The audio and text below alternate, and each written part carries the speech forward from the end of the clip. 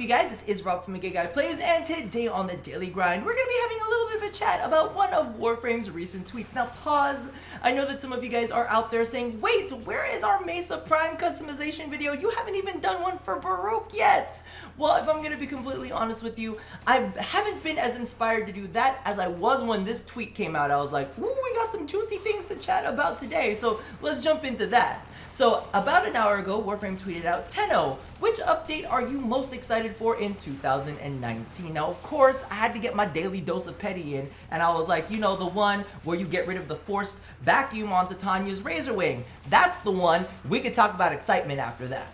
But all jokes aside, they went ahead and put out a bit of a poll, Railjack, Melee 3.0, the new war, or in all caps, surprise me, which always gets me a little bit excited. When I like surprises. I don't know about the rest of you guys, but I get really, really jazzed for them. Now, before we jump into these topics, I do want to give you guys a little bit of a disclaimer.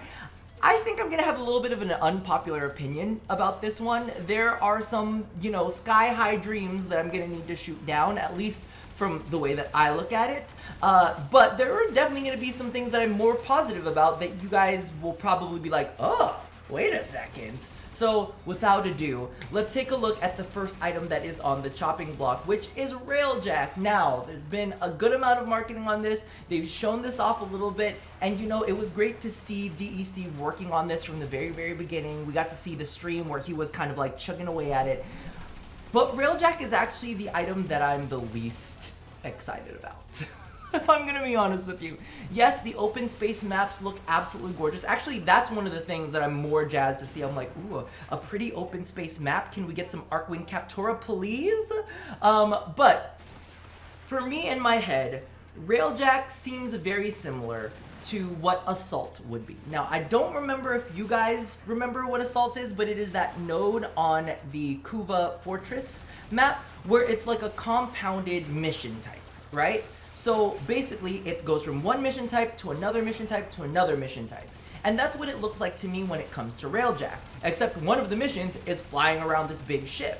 Now, the thing is, cool, you get to have this big ship that you get to customize and all of that, but if we're talking about gameplay-wise, right, it's just taking this big ship up to a point, and maybe you jump into your Arcwing and you fly into another ship and do whatever it is there. So from what it is, while you're in this big ship, it's kind of like a big Grineer turret that you're flying around and using to kill all these other like Arcwing enemies on your way to a whatever kind of point it's going to be. So from that point, it's basically like an exterminate / defense. You are exterminating all of these enemies on your way to a, you know, a designated point, and you're defending your ship at the same time. Now, a lot of people would say, oh, that's a little bit different, but really the defense is what? You repairing your ship a little bit, maybe using a little a fire putter outer, a fire extinguisher. Oh my god, I forgot the word extinguisher. But like, yeah, you're going to be putting out fires on the ship, but is that really exciting, putting out a fire on your ship?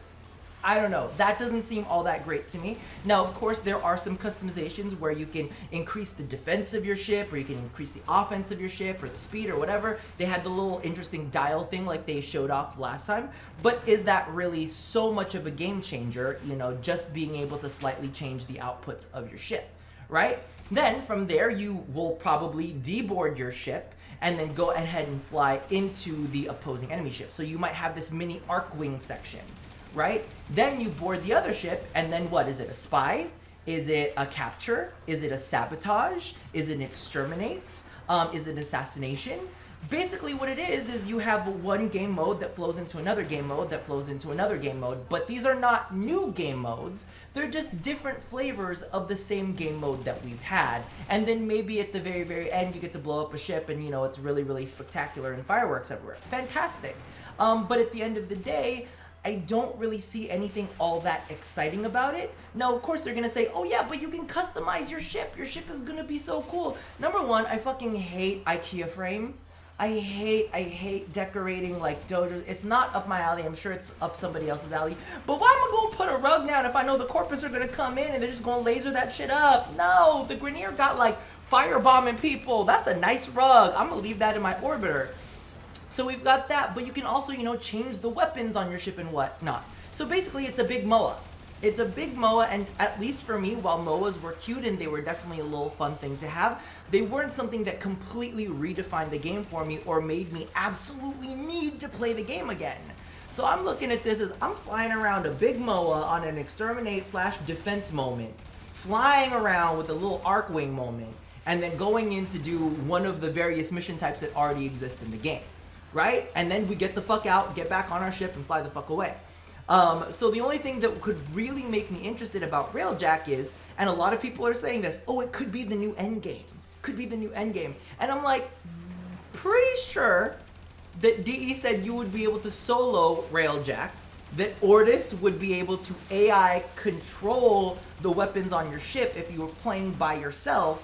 So I don't really think that that's gonna be quote-unquote endgame. I highly, highly freaking doubt that. The only other thing that they really could do to make Railjack super, super exciting is, of course, the rewards.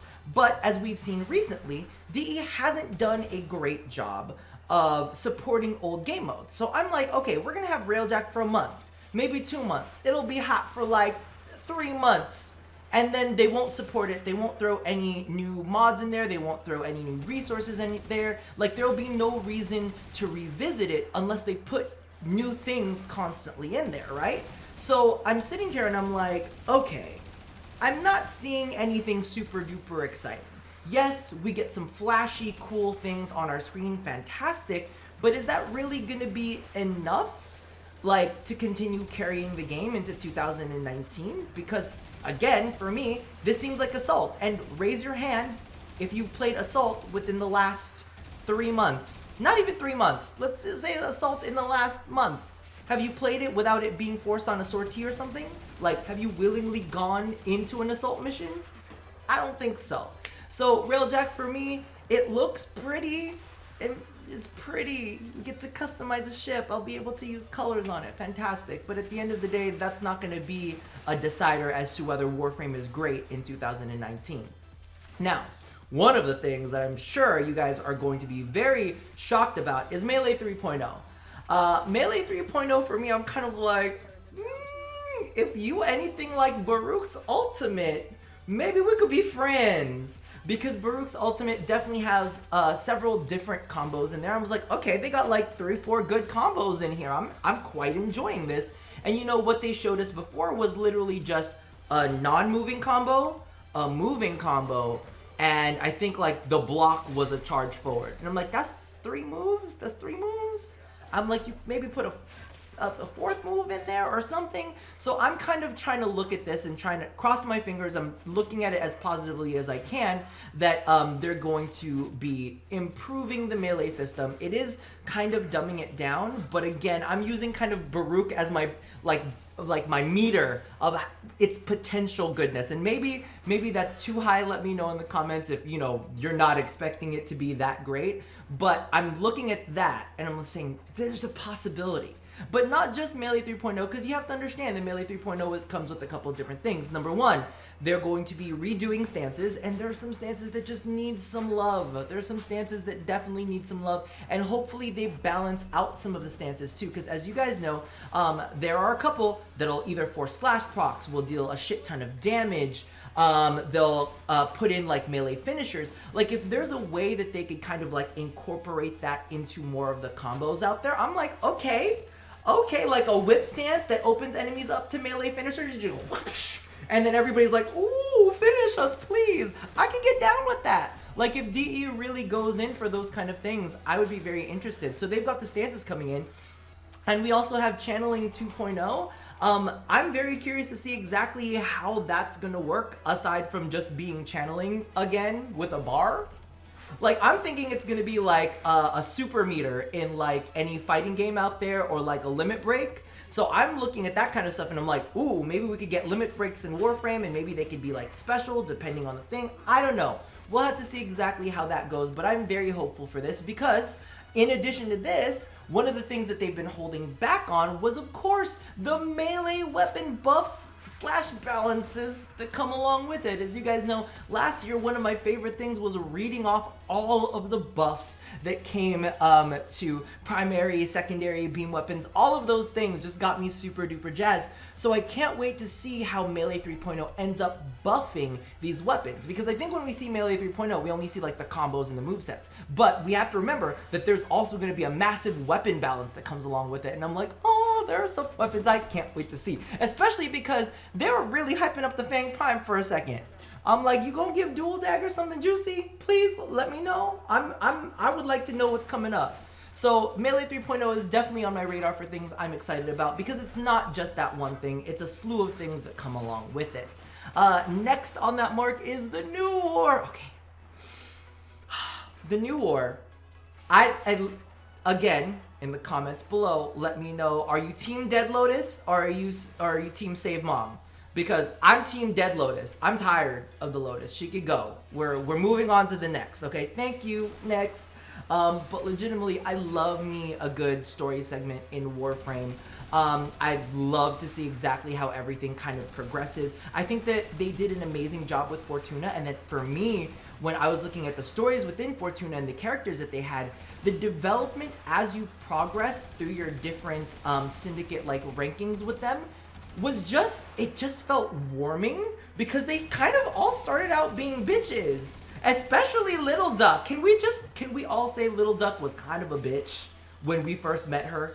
And then as you kind of went through your voxel layer standing, she really opened up. Literally.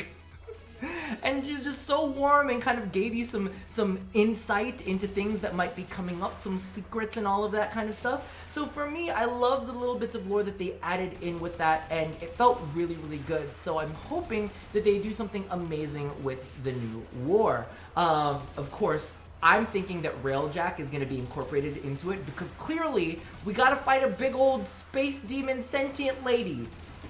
What's going to happen? Or I'm almost thinking that this is going to be very Destiny 2-ish. I know some of y'all get triggered when I bring up that game, but Destiny 2 does big things to the landscape when something in the game changes. So for me, I was like, what if the new war literally does something kooky crazy with the rest of the game?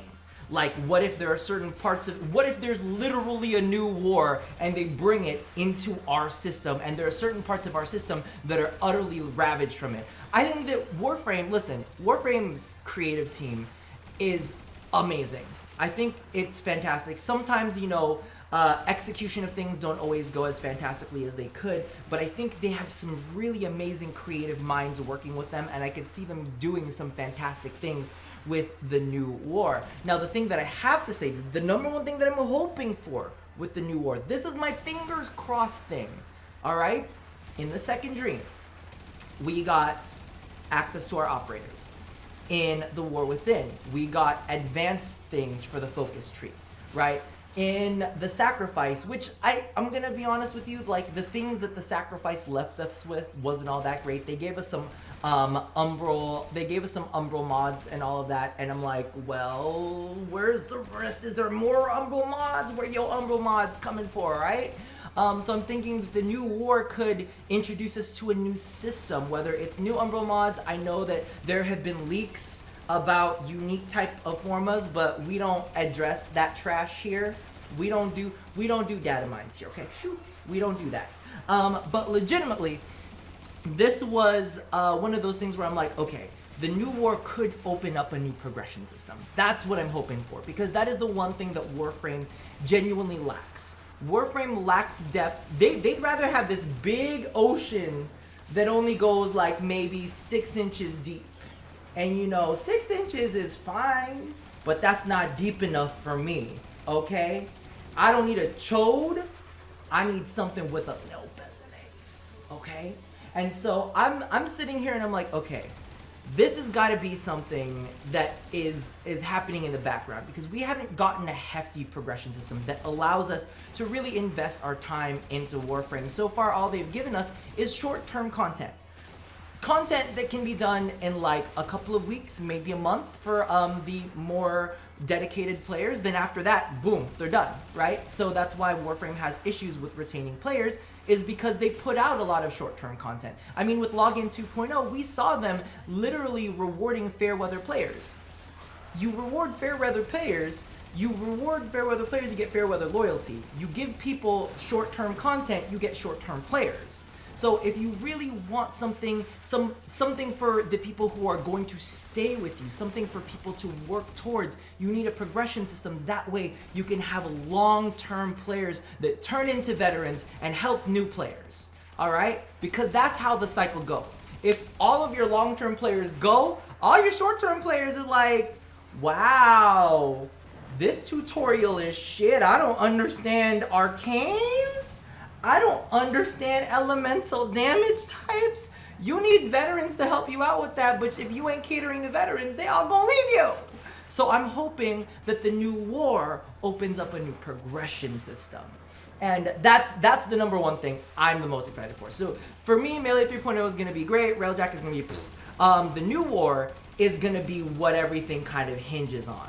Is it gonna be great, or is it gonna be a disappointment? Now the very, very last item that I want to chat about is the surprise me in all caps. Y'all, DE likes to fuck with us. Sometimes I don't see shit when shit is coming. And that is the big surprise me. That is the one thing that, number one, I think DE does really well. When they drop a surprise, you're like, when they keep their mouths shut and they're able to keep data miners off of their ass, you're like, oh, what is this? Like when they went ahead and showed off their first open world with Plains of Eidolon, it was that moment where you're like, I don't understand. Where did this come from in your beautiful brain? So for me, I think the number one thing that I'm the most excited about is surprise me. They got shit up their sleeves, yo. They always have something up their sleeves. That's why I try not to talk too much shit, because the things that they got up their sleeve, they whip out, they whap you across the face with, and you're like, ah, that was so good, ah, thank you, DE, ah, where did that come from? I did not see that coming. So I hope that DE fills this year with some amazing, amazing surprises, because there are things here like Railjack could be cool. Like, I think on my meter, cool is the furthest Railjack is going to go. Melee 3.0 has the potential to be amazing. The new war has the potential to be, like, mind-blowing, or it's going to be one of those two. And then surprise me, of course, we don't know what they got. So no matter what they come out with, we're going to be like, ooh! Regardless, go ahead and leave me your feelings down in the comments below. Which one are you the most excited for? Are you excited for Railjack, Melee 3.0, the new war, or are you in for the surprises that DE has this year? Leave that down there. And that does it for me for now. That was great grammar. So as always, love somebody, hurt nobody, and touch your body. I'll see you guys next time. Bye-bye. Hopefully with a customization video.